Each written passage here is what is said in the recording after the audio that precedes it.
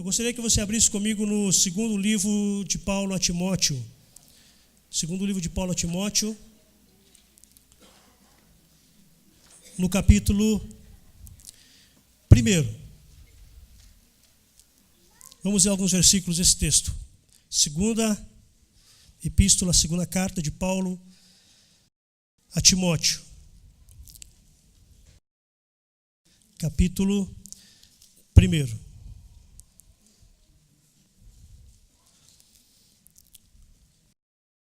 Capítulo 1, então, de 2 Timóteo, diz assim: Paulo, apóstolo de Jesus Cristo, pela vontade de Deus, segundo a promessa da vida que está em Cristo Jesus. A Timóteo, meu amado filho, graça e misericórdia e paz da parte de Deus, Pai, e de Cristo Jesus, nosso Senhor. Dou graças a Deus, a quem desde os meus antepassados sirvo com uma consciência pura, porque sem cessar faço memória de ti nas minhas orações noite e dia, desejando muito ver-te, lembrando-me das tuas lágrimas para me encher de gozo, trazendo à memória a fé não fingida que há em ti, a qual habitou primeiro em tua avó Loide e em tua mãe Eunice, e estou certo de que também habita em ti. Por esse motivo te lembro que despertes o dom de Deus que existe em ti pela imposição das minhas mãos. Porque Deus não nos deu espírito de temor, mas de fortaleza, de amor e de moderação. Portanto, não te envergonhes do testemunho do nosso Senhor, nem de mim, que sou prisioneiro seu. Antes, participa das aflições do Evangelho, segundo o poder de Deus. Amém. Obrigado pela tua palavra, Senhor, que ela faça diferença em nossas vidas. Ó Espírito Santo de Deus, que a tua palavra possa realmente falar profundamente o nosso coração nesta manhã abençoada. Te agradecemos em nome de Jesus. Amém. Amém. O grande apóstolo Paulo, na primeira viagem missionária, ele fez 3 viagens missionárias. Ele percorreu várias cidades do mundo da época, pregando a palavra. Na sua primeira viagem missionária, ele chegou numa cidade chamada Listra. Ele chega em Listra, ele encontra uma senhora, uma anciã lá. E o nome dessa anciã é Loide. A senhora Loide, uma senhora velhinha, bem velhinha. E também ele encontra a filha da Loide, uma senhora também, chamada Eunice. E ele viu naquelas mulheres uma fé impressionante. Ele viu nelas uma dedicação a Deus maravilhosa. E neto de Loide, filho de Eunice, tinha um jovem, um rapaz, chamado Timóteo. Então, nessa primeira viagem, ele encontrou essa família muito abençoada, muito, muito linda. Uma anciã cheia de fé, uma mãe dedicada e um garoto novo ainda, mas que demonstrava, assim, uma espiritualidade muito grande. O garoto demonstrava isso. Isso impressionou Paulo, ele ficou impressionado com eles. Na sua segunda viagem missionária, ele passa por Listra de novo, encontra de novo essa família, e ele diz: Timóteo, você vai comigo. Você vai me acompanhar nessa segunda viagem missionária. Você é um bom garoto, você é um menino de ouro, e você vai me acompanhar. E Timóteo, o jovem Timóteo, ele tem o privilégio de ser acompanhado, de ser mentoreado pelo maior líder da igreja cristã de todos os tempos. Paulo foi, sem dúvida nenhuma, o maior líder da igreja cristã de todos os tempos. Então ele tem o privilégio de ser monitorado, mentoreado por quem? Nada mais, nada menos do que o apóstolo Paulo. E ele vai junto, e ele olha para Timóteo e vê em Timóteo, não o que ele tem agora, mas ele vê que ele potencialmente vai ser um grande líder. Ele sabe disso. Agora, quem era Timóteo? Um garoto superdotado, que frequentou a faculdade de Alexandria? Quem era o garoto? O garoto era, segundo as Escrituras, um menino tímido. Ele era um menino que ele era medroso, tinha medo pela sua idade. Ele era um menino muito emotivo. Dá para entender aqui, lembro das tuas lágrimas. Ele devia chorar bastante, Timóteo, né? Eu lembro das tuas lágrimas. O que marcou na minha vida foram as tuas lágrimas. Então me parece que ele é um motivo. E ele tinha um problema de estômago. A Bíblia diz que ele tinha um problema de estômago lá. E ele era muito jovem. Então não era alguém assim que se olhasse e dissesse: oh, que grande homem. Esse cara aqui vai ser espetacular para a igreja cristã. Não, ele era um menino simples. Mas Timóteo estava sendo preparado Não somente para ser útil naquele tempo com Paulo, mas para depois, quando Paulo morresse. Paulo sabia que tinha pouco tempo. Sabia que o tempo dele está se aproximando. Ele queria preparar um sucessor. Um sucessor. E alguém disse uma coisa muito importante. Todo homem na vida, todo cristão, ele tem que ter um sucessor. Paulo tinha Barnabé, que era o seu mentor, e tinha o seu discípulo, que era Timóteo. Alguém já disse que todo homem na vida tem que ter um mentor, uma pessoa que você se reporte, uma pessoa que você pegue conselhos, uma pessoa que você tenha contato, e você tem que fazer discípulos, senão a coisa não vale. Você tem que ensinar alguém aquilo que você sabe fazer. Então a gente vê que Timóteo, ele foi mentoreado, ele foi discipulado por Barnabé, e agora ele passa para Timóteo aquilo que ele sabe. Irmãos, eu não sei se você já leu 1 e 2 Timóteo, são 2 livros maravilhosos, lindos. Se eles não estivessem no cânon das Sagradas Escrituras, se não estivessem na Bíblia, eles fariam muita falta. Eles são 2 livros muito importantes. Se nós não tivéssemos eles na Bíblia, eles fariam falta. E eu vou falar por que fariam falta. Porque se você pegar 1 Timóteo, ele ensina como combater as heresias. Isso é muito importante, principalmente na nossa época. Ele ensina como é que tem que ser a ordem do culto, como é que se deve orar na igreja, qual é o lugar da mulher na igreja, está lá. Ele também diz como que a gente escolhe líderes. Ele dá qualificações para a gente escolher diáconos, presbíteros e até bispos. Então você vai encontrar em 1 Timóteo tudo isso. Ele fala como que a gente lida com as diferentes classes, como cuidar dos velhinhos da igreja, está lá. Como é que cuida das viúvas, como é que cuida das crianças, como é que cuida dos jovens, está tudo lá. E ele diz, Timóteo, meu jovem, trate os mais velhos como se fossem seus pais. Trate os pequenos como se fossem, os mais novos como se fossem seus irmãos. Então ele ensina como tratar as várias classes sociais. E ele ensina outra coisa muito importante. Ensina o comportamento, por incrível que pareça. O comportamento do patrão para o empregado e do empregado para o patrão. Está lá. Como é que o servo deve agir com o seu senhor e o seu senhor com o seu servo. E ele ainda ensina como lidar com o dinheiro. E ele chega ao ponto de dizer que o amor ao dinheiro é a raiz de todos os males. Então, se você perder 1 Timóteo, você perde tudo isso aqui. Se você perder 2 Timóteo, segunda carta, você perde uma revelação maravilhosa de um grande apóstolo, do velho apóstolo, que se revela para o seu filho. Ele começa o texto dizendo o seguinte: eu, apóstolo Paulo, apóstolo de Jesus Cristo. Ele começa apresentando com as suas credenciais. Mas no versículo 2 ele cai e ele diz: Timóteo, meu filho.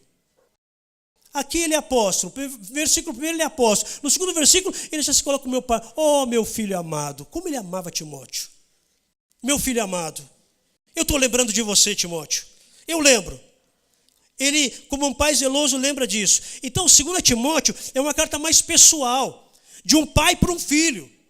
Paulo vai morrer. Depois que ele escreve 2 Timóteo, ele próprio lá no final de 2 Timóteo, ele fala: eu já estou sendo oferecido por sacrifício, o meu tempo de vida é curto, eu estou sozinho preso em Roma, todo mundo foi embora, só Lucas está comigo, me traz os meus livros, traz as capas, Alexandre foi embora, todos me abandonaram, eu estou sozinho, eu sei que eu vou morrer.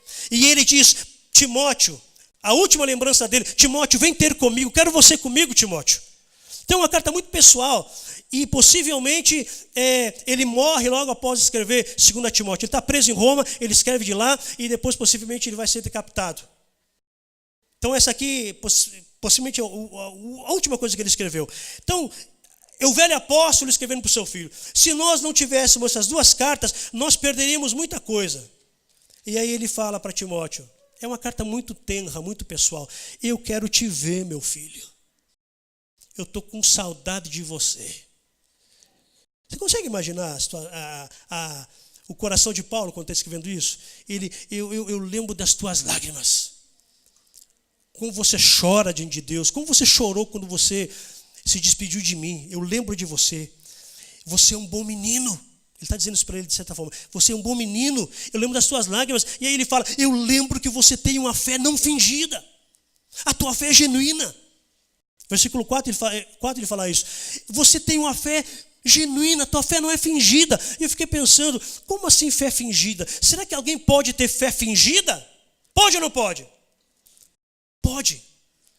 A gente pode fingir que canta. Fingir que louva, aliás. E canta. A gente pode fingir que ora. Você já fingiu que ora, não? Que orou? Tem alguém orando, você dobra o joelho e fica lá orando, não vai levantar nunca dessa oração aí. Eu sei que você nunca fez isso. Será que a gente pode fingir uma fé? Uma fé pode ser fingida? Pode sim. A gente pode fingir que está orando. E a gente tem que tomar cuidado com isso, porque nessa onda das redes sociais, WhatsApp principalmente, toda hora tem um pedido de oração, não tem? Toda hora tem, ore por mim, ore por isso. Aí você coloca orando e nem ora. Coloca 2 mãozinhas assim. Deixa de lado isso aí. Eu adoto o segundo método, senão na hora que eu recebo a mensagem, eu paro e faço uma oração. Pronto, orei. Porque senão a gente fica acumulando, né? Estou orando, estamos orando, vamos orar. E a gente acaba fingindo que ora. Será que é possível ter uma fé fingida? Sim. É possível cantar de maneira fingida? É possível. É possível orar de uma maneira fingida? É possível cultuar de uma maneira fingida? Presença de corpo e não de alma, de coração. A gente pode ter uma santidade fingida. Parece, mas não é. Parece que é uma boa pessoa, parece que é um bom cristão, mas no fundo não é. Nós podemos ter uma vida cristã fingida. Isso é muito sério. Eu não quero ter uma vida fingida. Eu não quero ser um pastor fingido. Eu não quero ser um servo fingido. Eu não quero ser uma pessoa fingida. E quando eu olho Paulo dizendo para Timóteo, a tua fé não é fingida. Você é genuíno. Você é um menino inteiro, íntegro. Íntegro significa inteiro. Você tem uma vida inteira de dedicação a Deus. Você não é fingido. Que Deus tenha misericórdia de nós, irmãos. Que nós possamos ter uma fé genuína e não fingida. Não seja apenas aparência de alguém que ora, que busca a Deus. Como Ele é santo. E no fundo a gente não é nada daquilo. Eu quero cantar aqui na frente de maneira genuína e não fingida. Eu quero tocar, eu quero ver os músicos tocando. Eu sei que eles fazem isso. Eu apenas estou dando exemplo. De maneira genuína e não fingida. Eu quero pregar aqui para vocês de maneira genuína e não fingida. Amém? Os nossos diáconos te recebem na porta lá de maneira genuína e não fingida. Sabe, não é aquele sorriso, bem-vindo. Não, o aperto que ele te dá lá é genuíno. Aquele abraço que te deu é genuíno. Eu não quero ter uma vida fingida. E o que está estragando o cristianismo hoje, o que está estragando muitos de nós, das nossas igrejas hoje como um todo, é a fé fingida. Finge que é, mas não é. No fundo, lá dentro, no cerne, não funciona, não pega. E aí ele olha para Timóteo, você tem uma fé que não é fingida. E essa fé, ela habitou no coração da tua avó. A tua avó era assim. A tua avó era assim. E a tua mãe também era assim. E você vem de uma família muito abençoada, uma família que não é fingida, uma família muito abençoada. E aí, ele fala isso no versículo, obrigado. Ele fala no versículo 5. E aqui eu quero chamar a atenção de vocês.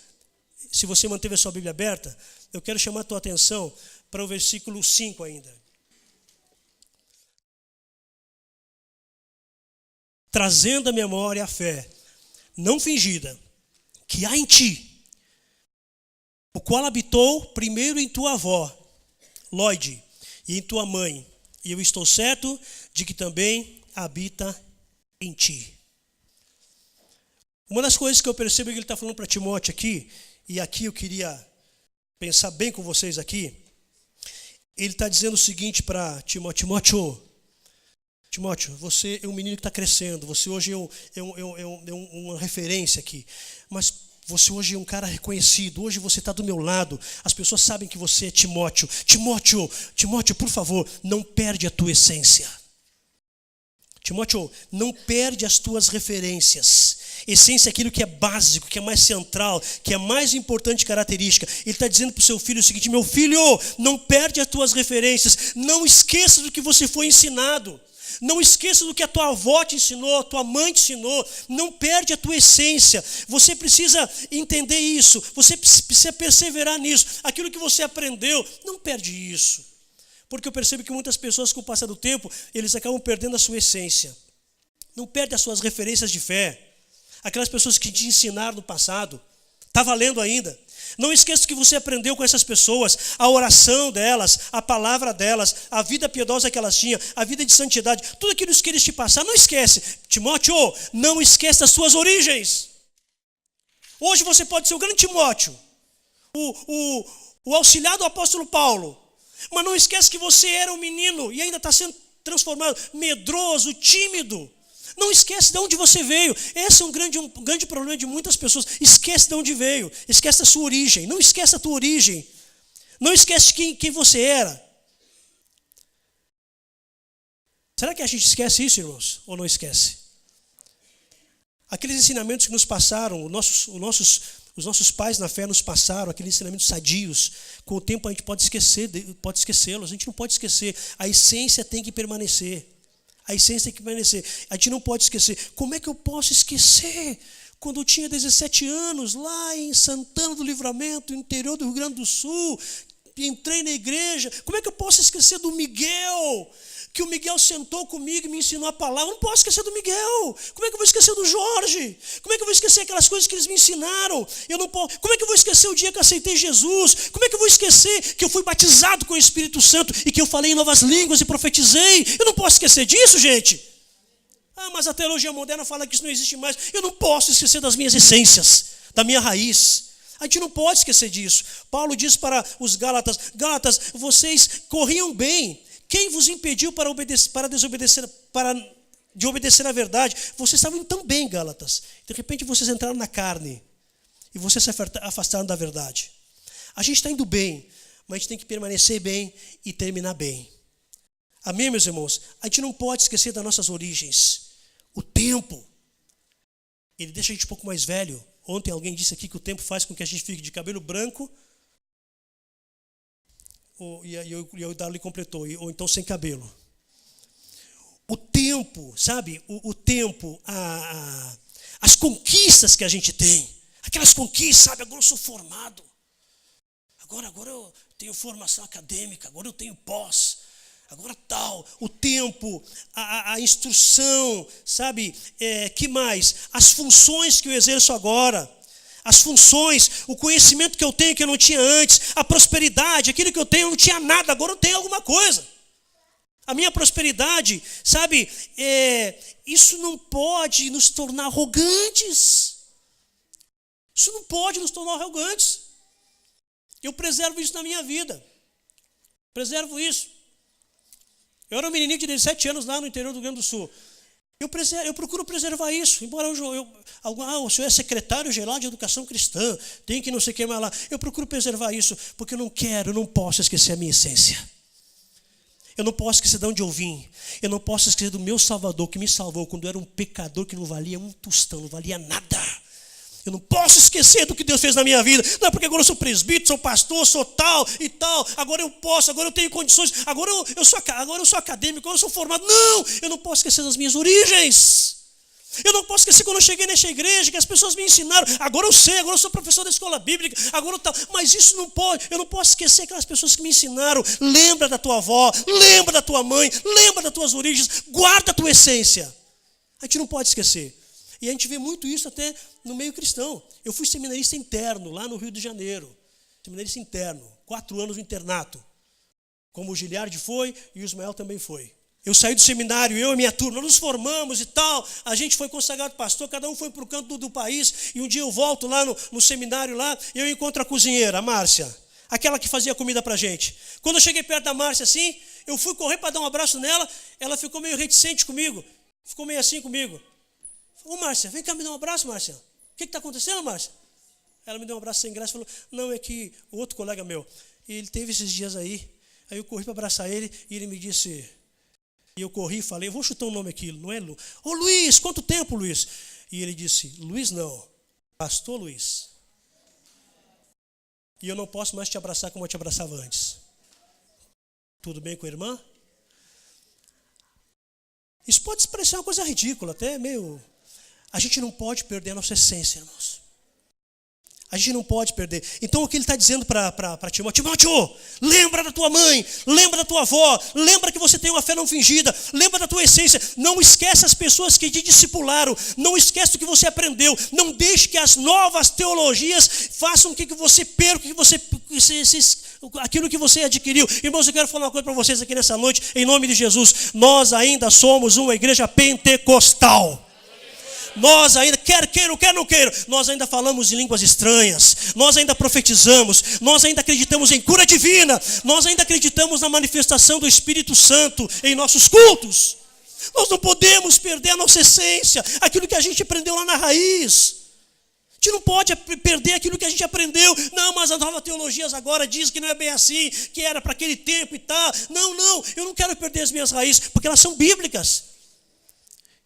A gente não pode perder a nossa essência, tem que continuar buscando o Espírito Santo, irmão, sabia? Tem que continuar. Mas acontece que é uma nova onda, eu não quero saber. Eu quero saber aquilo que eu aprendi e aquilo que as pessoas me ensinaram tem base bíblica, está alicerçada na palavra, está aqui que eu quero manter isso. Eu não posso perder as minhas raízes. Eu não quero perder as minhas raízes. A primeira coisa que ele coloca é essa: não perca a sua raiz. E a segunda coisa que ele fala, ele diz: desperta o dom que é em você. Desperta o dom que é em você. Timóteo, você tem dons, Timóteo. Deus deu dons para você. Eu quero falar uma coisa para você. Todos vocês que estão aqui nessa manhã têm dons. Fala para o teu irmão assim: você tem um dom. O quê? É só você tem um dom. A pessoa, e aí, como é que vai a família? Tudo bem? Final de semana foi bom e tal. Bom, você tem dom. Eu posso afirmar isso, que você tem dom. Eu vou falar uma coisa para vocês, olha aqui, ó. Eu não vou classificar aqui, eu vou colocar tudo numa cesta só. Podia classificar dons como talento, de serviços. Eu vou colocar tudo aqui. Olha os dons que a gente vai encontrar na Bíblia. Há uma relação em Romanos, uma relação em Coríntios e uma relação em Efésios. Olha os dons, tudo misturado aqui. Não vou classificar eles, vou classificá-los. Dom de profecia, ministério, ensino, aconselhamento, contribuição, liderança, misericórdia, comunicação, hospitalidade, sabedoria, ciência, fé, cura, operação de maravilhas, discernimento de espíritos, variedade de línguas, interpretação de línguas, apóstolo, profeta, doutor, socorro, governo, evangelista e pastor.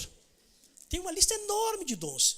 E eu posso te garantir uma coisa: você tem um dom. Tá? E você gostaria de descobrir qual é o seu dom? Já sabem. Se você quiser descobrir, procura a gente vai te ensinar. A gente vai te ajudar a descobrir qual é o dom que você tem.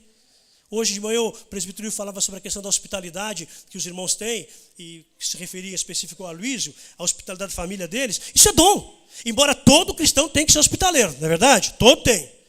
Mas tem gente que tem dom de socorro. Pessoas gostam de ajudar os outros, sempre está ajudando ali. Isso é um dom. Dom de ajudar, sempre está preocupado com. Isso é um dom. E aí vai uma variedade de dons aqui que eu não vou colocar. Mas eu queria falar para você: você tem um dom. Todo mundo aqui tem um dom. Às vezes até um talento nato, mas tem. Quer ver uma coisa? Cadê o irmão Mário? Irmão Mário, levanta a mão, irmão Mário. Está aí o irmão Mário ou não? Tá, lá ao lado da irmã Alice lá. O irmão Mário, se você tiver dificuldade, ele está com 91 anos. 90 anos. Se você quiser saber como é que você faz para economizar dinheiro, conversa com ele. Se você não sabe fazer um orçamento familiar, não sabe fazer um orçamento para estar tudo enrolado financeiramente, converse com o Mário que ele vai te ensinar. Aos 20 anos ele já tinha suas propriedades já. Não é isso, família? Verdade. Se você quiser, eu estou enrolado financeiramente aqui, vai lá, vai um dia lá tomar um cafezinho com ele, meu Mário, me ajuda aí. E ele vai te ajudar e vai te ajudar a colocar suas finanças em dia. Olha, a família concorda com o que eu estou falando ou não? Amém. Como que não? Vai lá. E ele me ensinou uma coisa que eu não esqueci, não vou esquecer nunca mais. Ensinou uma coisa maravilhosa. Ele falou que a vida de uma pessoa pode ser... Ele falou isso aqui. A vida de uma pessoa pode ser resumida na palma da mão.